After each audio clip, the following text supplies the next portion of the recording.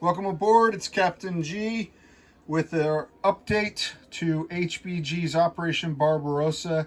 It is Germany turn 11, January and February of 1943. So let's go north to the siege of Leningrad. Not much has changed, trying the same tactics, which is really the only tactic that's available up here for the siege. Artillery from Finland firing in to get any hits that they can, and then the 2nd Panzer and the 16th Army under Guderian and Rundstedt attack with everything they've got for one round of combat. So every time he does that, he cuts down 6, 7, 8, maybe 9 if he's lucky, infantry. The Soviets replace almost as many, and the Soviet defending artillery fires counter battery and also defends. So we pick off a few of his, and then he replenishes those inventory. Wash, rinse, repeat.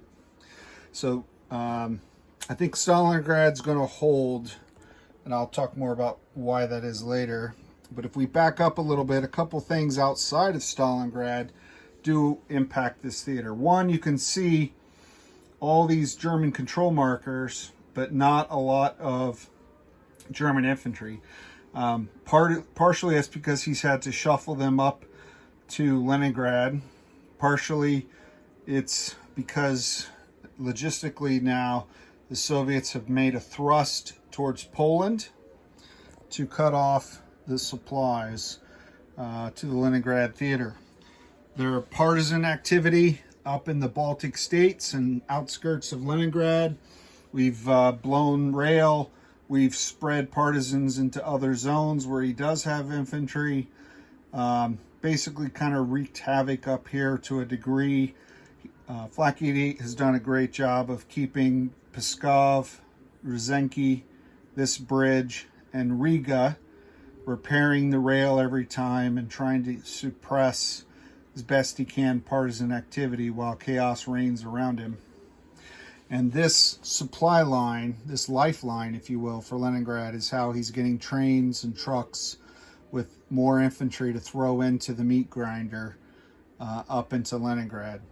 And that was part of the goal of this Soviet offensive, bringing in over 20, practically 30 infantry if you consider up to Smolensk, and these guards tanks. So if we took Riga next, we would cut off that lifeline, and I can do that with these 11 and perhaps these tanks, move these guys down, and he's got to do battle with us.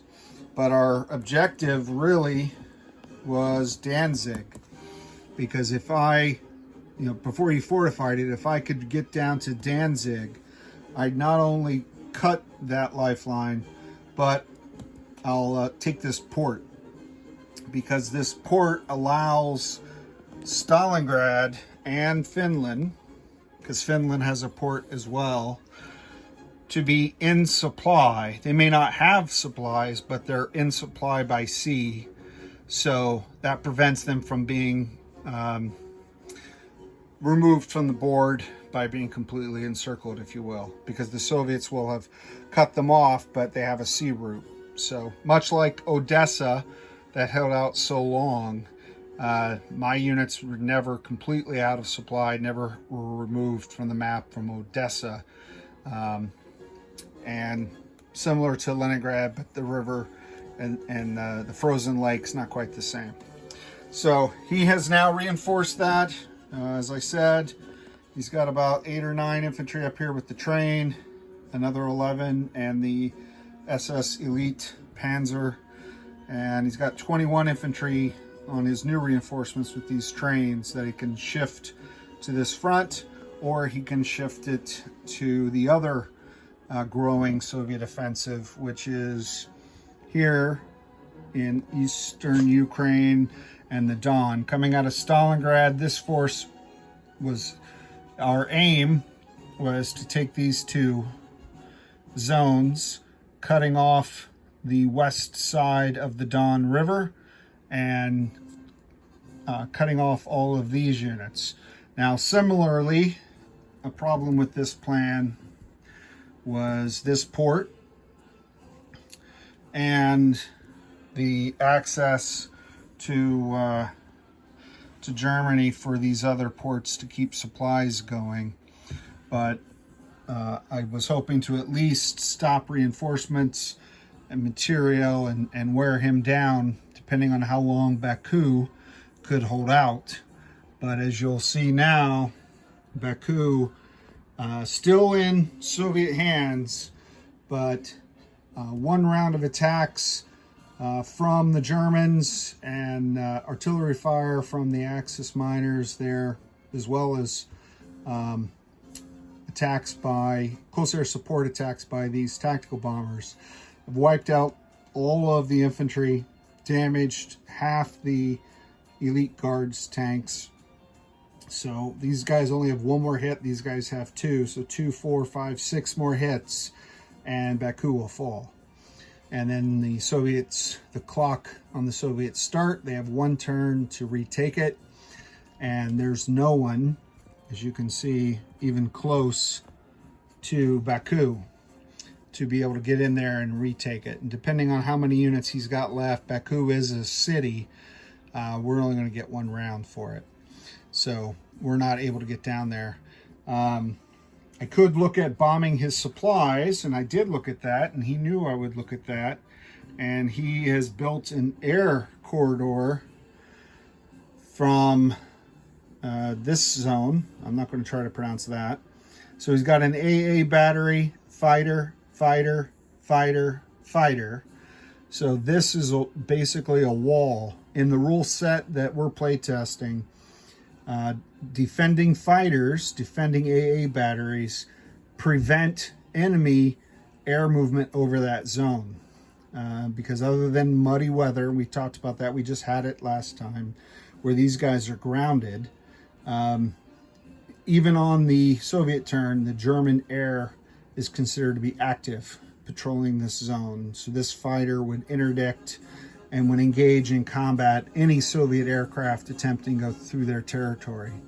So Soviet bombers would have to go around, basically surround Kharkov and come back in, and they don't have the legs to get all the way up and try to take out these supplies, which would be the only way to prevent a Soviet or a Russian attack, a German attack on Baku. Sorry, it's late.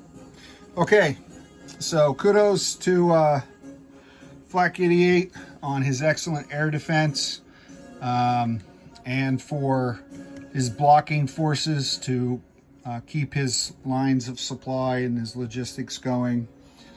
He's countered every attempt by the Soviets to cut off his invasion or move him around. Our only success is, oddly, Leningrad and the siege and how long it's lasted. So it is January, February of 1943. The rules for combat initiative and weather have resulted in Soviet initiative going into March and April and good weather. So very warm winter. And each turn is its own role, but I do like thematically that last year it was pretty much frozen in winter, very severe for like 4 turns in a row. And then this time it was at worst rainy and muddy in November, December, and good weather this turn and good weather next time. So Soviets could have used some help from General Winter, but we didn't get it.